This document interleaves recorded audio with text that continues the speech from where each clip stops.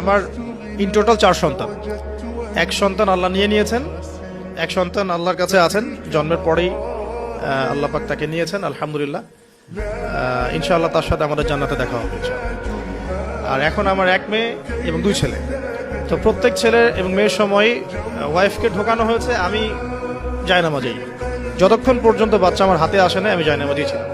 এবং আমি দেখেছি যে আল্লাহ যে আছেন, আল্লাহ যে মানুষের এত কাছে, আল্লাহ যে দোয়া কবুল করেন, শোনেন, মানে আমি হৃদয় থেকে উপলব্ধি করেছি। এই কথাগুলো তো বোঝানো যাবে না, এগুলো তো আমি কোনো দলিল বা প্রমাণ দিয়ে আপনাকে বোঝাতে পারবো না।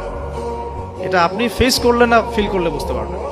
সেজদায় দোয়া করতে করতে চোখের পানি ফেলার সাথে সাথে দেখা যায় যে নার্স এসে বলেছে আমাকে যে আর কাঁদতে হবে না, এই যে মেয়ের কান্না শোনেন। এমন হয়েছে আমার সাথে। কারণ মানে স্ত্রীর যে প্রসব বেদনা, এটা দেখে কিন্তু স্বামী আসলে ঠিক থাকতে পারে না, তাদের প্রচন্ড কষ্ট হয়। এবং এই কষ্টটা এই কারণেই হয়তো নবী সাল্লাল্লাহু আলাইহি ওয়াসাল্লাম বলেছেন, তোমার সবচেয়ে সেরা